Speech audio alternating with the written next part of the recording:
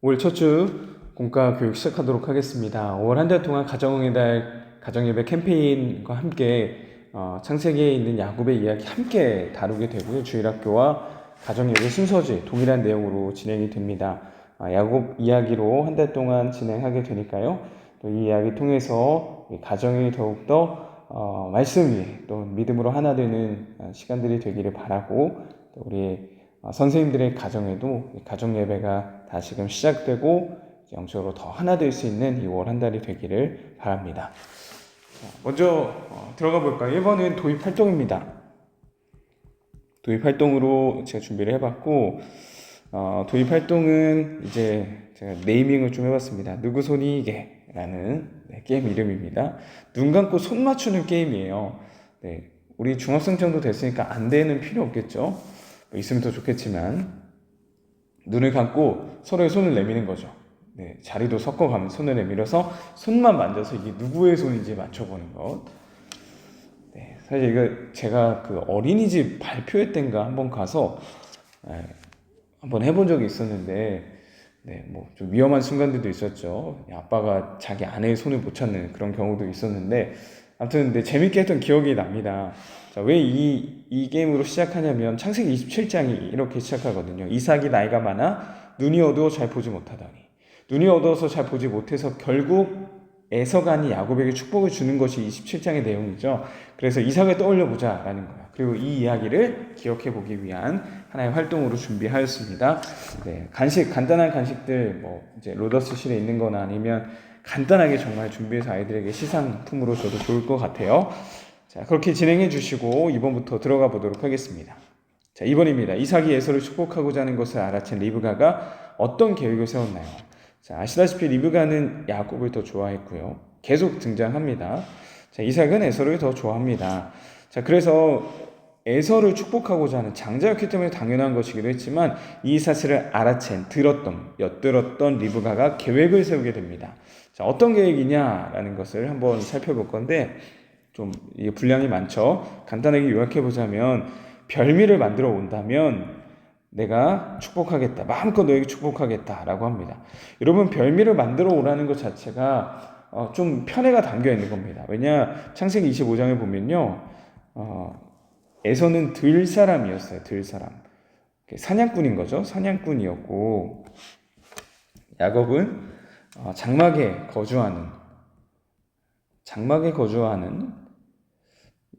거주하면서 이 양을 돌보거나 그런 것들인 거죠.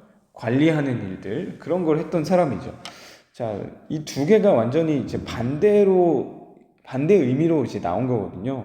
자, 그렇다면 당연히 사냥을 해서 그 먹잇감을 가지고 오는 그걸 가지고 요리하는 것은 에서가 할 수 있는 일이었고, 그걸 좋아했던 거예요. 한마디로 에서를 더 좋아했던 이삭의 모습을 여기서도 볼 수 있는 겁니다. 자, 리브가가 이 사실을 알게 되고 야곱에게 전합니다. 그리고 자신이 세운 계획을 야곱을 통해 실현하고자 합니다. 자, 계획은 무엇이었을까요? 자, 먼저 형의 옷을 입습니다. 자, 형의 옷을 입음으로 말미암아 뒤에 가면 다시 왔을 때 아빠가 냄새를 맡아요. 자, 그래서 야곱으로 치면 위기를 넘어가게 되는 그러한 순간이 등장하게 되고요. 자, 형의 옷을 입게 되고, 자, 아내도 나오지만 에서는 털이 많았습니다. 자, 그래서 털이 많은 것처럼 위장하기 위해 염소 가죽으로 변장을 하게 되고요. 자, 그리고 어머니가 별미를 대신 만들어줘요. 자, 그래서 이걸 가지고 이제 축복을 받으러 가게 되는 내용이 이제 리브가의 계획이 되겠죠. 야곱은 한마디 토도 달지 않고 리브가의 계획대로 다 실천하게 됩니다. 야곱이 이삭에게 찾아갔습니다. 변장하고 음식을 가지고 찾아갔어요.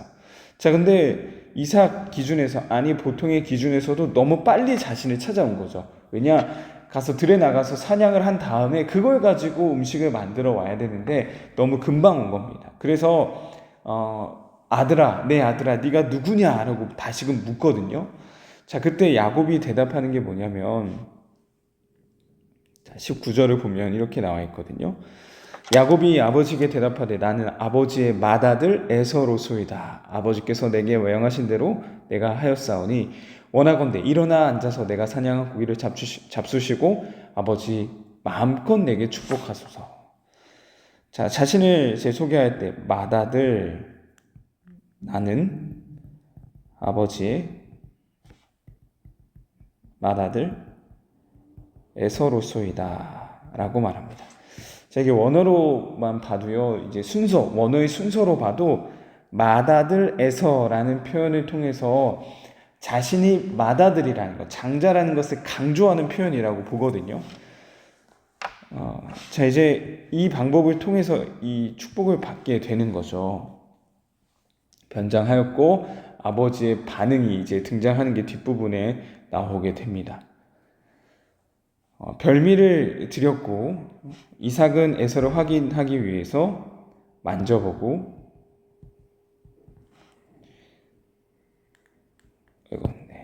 자, 냄새도 맡아보고 자, 소리도 듣죠. 목소리도 들어봅니다. 자, 이제 에서라고 이것들을 통해서 확신을 합니다. 한마디로 야곱의 위장술에 속아 넘어간 거죠. 자, 확신한 다음에 맏아들에게 해줘야 될 축복을 둘째 아들 야곱에게 해주게 된다라는 거예요. 자, 우리 이 이야기를 통해 무엇을 발견해야 될까요? 바로 야곱의 갈망입니다. 자, 야곱의 갈망은 무엇이었을까? 야곱이 진짜 원했던 축복은 무엇이었을까? 뭐 그런 질문을 던질 수 있겠죠. 리브가의 계략 아니냐? 그냥 야곱은 노란한 게 아니냐? 그렇지 않습니다. 이것을 이 성경이 이 두 아들 쌍둥이가 태에 있을 때부터 막 싸워가지고 기도하잖아요. 그때 주셨던 말씀도 그렇고 야곱의 이름 자체가 이제 뒤꿈치를 붙잡고 나온 자 아닙니까? 야곱의 전체 인생을 한번 돌아보십시오. 지금 우리 새벽 예배도 야곱 이야기를 하고 있는데 정말 끝까지 한마디로 짱구로 굴립니다. 머리를 써요, 계속. 조금이라도 내가 이익을 보고 거기서 나에게 더 유리한 것을, 나에게서 이익이 되는 것을 추구하고자 하는 게 야곱의 모습입니다. 자, 야곱이 지금 평생토록 태어나면서부터 지금까지 축복받기 전까지 평생토록 야곱이 경험했고 느꼈던 것은 뭐냐면 차자인 거예요. 차자. 장자와 차자. 이 뭐라고 해야 될까요? 비교 가운데 질투, 이런 것들이 야곱에겐 가득했던 것입니다. 그가 아버지 이삭에게 했던 그 대답에서요, 야곱이 진짜 원했던 것을 알 수 있어요. 뭐냐? 자기도 맏아들이 되고 싶었던 겁니다. 여러분, 성경에서 말하는 맏아들은요, 단순히 그냥 맏아들, 첫째 아들의 의미를 넘어서요, 더 쉽게 표현하면 중요한 존재라는 거예요. 성경은 장자를 어떻게 표현하냐면 이 가문을 이어갈 대표자로서 보기도 하고, 더 나아가서 하나님의 구원의 역사를 이어갈 대표로서의 역할을 감당하기도 하는 게 바로 이 장자의 역할이었거든요.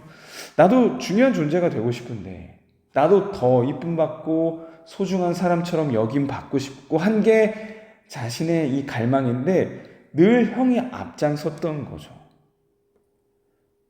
그런 존재가 되기 원했지만 그러지 못해서 지금 했던 게 바로 변장하고 위장하고 속여서 장자의 축복을 받는 것이었다라는 사실입니다. 이것은 어쩌면 우리의 지극히 당연한 본능이고 갈망인 것 같아요. 우리는 누구나 사람들의 관심과 사랑과 인정을 받고자 하죠. 그래서 우리가 하는 일이 뭐냐면 내가 아닌 누군가가 되고자 하는 모습으로 나를 꾸며냅니다. 그렇게 해야 누군가로부터 인정받고 사랑받고 관심을 받을 수 있기 때문이에요. 반대로 말하면 내가 그냥 있는 그대로의 모습으로는 사랑받지 못해, 인정받지 못해라는 게 우리 안에 있기 때문에, 아니 정말로 그것이 현실이기 때문에 내가 아닌 또 다른 누군가의 모습을 꾸며내서 그 모습으로 인정받고 싶어하고 사랑받고 싶어하는 게 우리의 모습이라는 거죠. 그래서 4번 질문을 가지고 왔습니다. 나눔 질문인데요. 다른 사람의 인정과 사랑을 얻기 위해 애써본 적이 있나요? 그때 내 마음과 모습은 어땠나요? 누구나 그렇다는 거죠. 사실 우리 모두가 그렇지 않습니까? 누구나 가면을 쓰고 이렇게 만나잖아요. 정말 우리가 이런 가면을 다 벗어버리는 것이 어찌 보면 가정인 것 같아요. 가장 루즈해지고 가장 편안해지는 것. 편안하다는 건 내 있는 모습 그대로를 이제 나타낼 수 있다는 거. 그러나 직장에 가고 학교에 가고 또한 교회에서도 마찬가지죠. 누구나 가면을 쓰고 오는 겁니다. 내 있는 모습 그대로가 아니라 더 뭔가 경건한 척하고 거룩한 척하고 잘 있는 척, 잘 지내는 척하는 게 사실 우리의 모습인 거잖아요. 자, 그러기 위해 애써본 적이 있냐는 거예요. 그때 내 모습과 내 마음은 어땠는지 한번 돌아보자는 거죠. 이것을 준비하면서 떠올랐던 구절은 바로 이 구절이었습니다.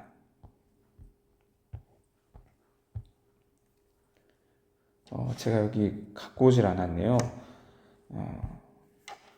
누가복음 6장 26절 보면요. 모든 사람이 너희를 칭찬하면 화가 있도다 라고 합니다. 제가 한번 적어 드릴게요. 모든 사람이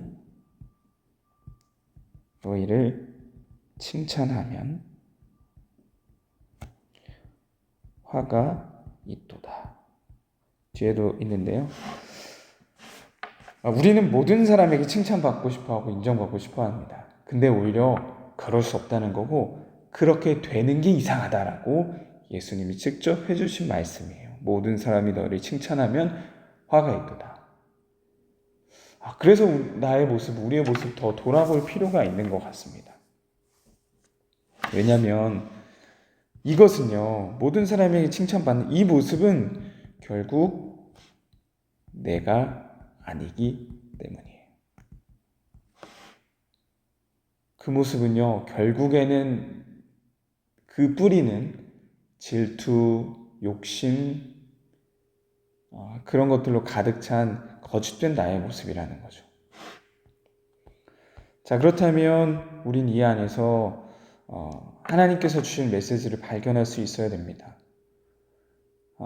하나님은 나를 어떻게 바라보고 계신지입니다. 하나님은 이미 야곱이라는 존재를요, 어떻게 보셨냐.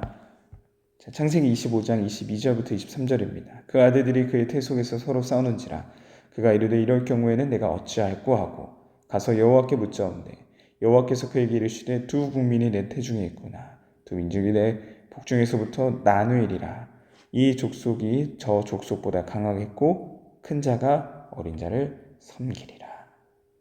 하나님은 이 쌍둥이가 뱃속에 있을 때부터 어린 자에게 더 축복이 주어질 것임을, 장자의 역할이, 장자권이 주어질 것임을 이미 말씀하셨습니다.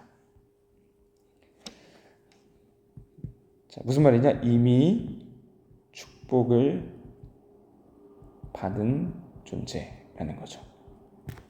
자, 그런데 이삭은 어떻게 보았고 야곱은 또 어떻게 자신을 바라보았냐라는 거죠. 자, 이삭은 어땠을까요? 자, 이삭은 아마도 거의 분명히 이 사실을 알았습니다. 어떤 사실이요? 장자가 아닌 둘째가 축복받을 것이라는 사실입니다. 자, 그런데 지금 세월이 지나면서 뭔가 정말 더 장자로서의 역할, 더 용맹스럽고 더 이제 남자다운 그런 역할들을 했던 건 사실 에서였어요. 그래서 알지만, 둘째가 축복받을 것을 알지만 에서에게로 더 마음이 쏠릴 수밖에 없었던 거죠. 자, 이것은 이 한마디로 두 마음이죠. 마음속에는 아니 어느 한켠에는 하나님이 야곱을 축복하신다고 했는데 라는 마음이 있었고, 그러나 내가 눈으로 보고 내가 직접 살아보고 키워보고 길러본 결과 내 판단으로는 역시 장자가 장자의 축복을 받아야 돼 라고 했던 거예요. 자, 그래서 이삭은 에서를 축복하고자 했던 것입니다. 자, 그럼 야곱은 어땠을까요? 야곱은 이 사실을 알지 못했을 거예요. 그러나 역시 에서와의 비교 가운데 중요한 존재로서의 역할을, 또한 그러한 취급을 받지 못했던 자신으로 인해서 비교의식, 시기와 질투가 그에게 있었던 것이죠. 그래서 결국 야곱도 그것이 속임과 거짓으로 드러나게 되었다라는 겁니다. 하나님은 이미 야곱에 있는 모습 그대로를 사랑하시고 축복하시고 선택하실 거라는 것을 말씀하셨는데요. 인간은 이렇게 반응했다라는 거죠. 자, 이것을 보여주는 내용이 있습니다. 로마서 9장 11절부터 13절입니다. 그 자식들이 아직 나지도 아니하고 무슨 선이나 악을 행하지 아니한 때에 택하심을 따라 되는 하나님의 뜻이 행위로 말미암지 않고 오직 부르신 이로 말미암아 서게 하려 하사. 이 11절에 너무 많은 게 담겨 있어요. 여러분, 선이나 악을 행하지 아니한 때, 그러니까 얘가 뭘 해서 내가 좋아하는 게 아니라 뭘 하지 않아서 내가 싫어하는 게 아니라 이미 그 전에 선택하셨다는 거예요. 하나님이 선언하시죠. 야곱은 사랑하고 에서는 미워하였다. 하나님은 하나님의 선택을 통해 하나님의 은혜가 무엇인지를 지금 이미 우리에게 보여주셨고 보여주기를 원하시고 더 나아가서 가르쳐주고 계신 겁니다. 얘들아, 은혜란 이런 거야. 뭘 해서, 뭘 하지 않아서 내가 사랑하고 사랑하지 않고가 아니라 그냥 그 있는 모습 그대로 내가 선택하고 그것만으로 내가 만족하며 받아들여 줄 거야 라는 걸 우리에게 보여주고 계시다라는 거죠. 하나님은 야곱을 이미 있는 그대로 사랑하셨습니다. 우리는 이 사실을 야곱의 축복을 통해서 발견할 수 있어야 되고 이것이 우리에게로 적용되어진다는 것도 기억해야 됩니다. 우리는 어떻습니까? 우리는 여전히 죄인이고 부족한 존재이지만 늘 가면을 쓰고 그 가면이 마치 자신인 것처럼 나를 위장하고 변장하며 살아갔지만 하나님은 이미 우리를 선택하시고 있는 그대로를 사랑하셔서 우리를 자녀 삼아 주신 분이라는 거죠. 무엇이 그것의 증거입니까? 바로 예수 그리스도입니다. 히브리서 12장 23절입니다. 하늘에 기록된 장자들의 모임과 라고 표현하며, 자, 여기 장자는 어떤 사람입니까? 하나님의 자녀죠. 그럼 우리가 어떻게 하나님의 자녀가 될 수 있었죠? 바로 하나님이 자신의 가장 중요한 존재를 통해서 우리를 가장 중요한 존재 삼아 주셨어요. 여러분, 성경에 예수님을 표현하는 표현들 중에요, 이런 표현들이 있어요. 맏아들, 독생자, 아들. 가장 중요한 존재라는 거예요. 가장 중요한 존재이신 독생자 예수 그리스도, 맏아들 예수 그리스도, 자신의 아들 예수 그리스도를 통해 우리의 죄를 대속하셔서 우리를 자녀 삼아 주신 겁니다. 그 자녀 삼아 주신 것을 뭐라고 표현하고 있냐? 장자들의 모임이래요. 이미 중요한 존재로 받아주셨다는 거죠. 우리는 더 이상 나를 꾸미고 나를 드러내고 나를 인정받고자 나를 속이고 나를 변호할 필요가 없는 겁니다.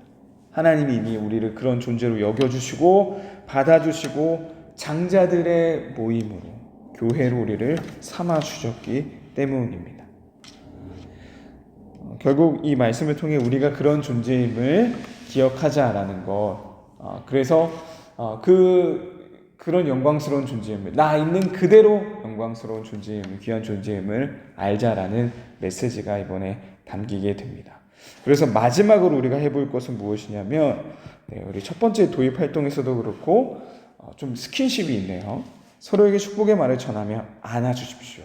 너는 너의 모습 그대로 특별한 존재야. 지금 이제 이번 주 지나면 우리 거의 모든 아이들이 시험이 다 끝나고 오는 거거든요. 참 안타깝습니다. 시험 성적으로 내가 어떤 가치 있는 사람이 되고 그러지 못한 사람이 되고 마치 실패자인 것처럼 여긴 친구들이 정말 많더라고요. 있는 모습 그대로 하나님이 나를 사랑하신다는 거, 그래서 나는 이미 특별한 존재라는 걸 꼭 아이들에게 전해주시면 좋을 것 같습니다. 저희 그 가정예배 순서지에도 나와 있는데요. 주제 5월에 주제 찬양이 있습니다. 너는 꽃이야입니다. 히즈플랜의 찬양인데 이 찬양 우리 또 불러볼 거거든요. 예배 시간에도 우리 선생님들도 한번 익혀보시고 이 찬양으로 또 서로 축복하는 시간도 가지려고 하니까요. 꼭 한번 숙지해 주시면 좋을 것 같습니다. 여기서 마치도록 하겠습니다.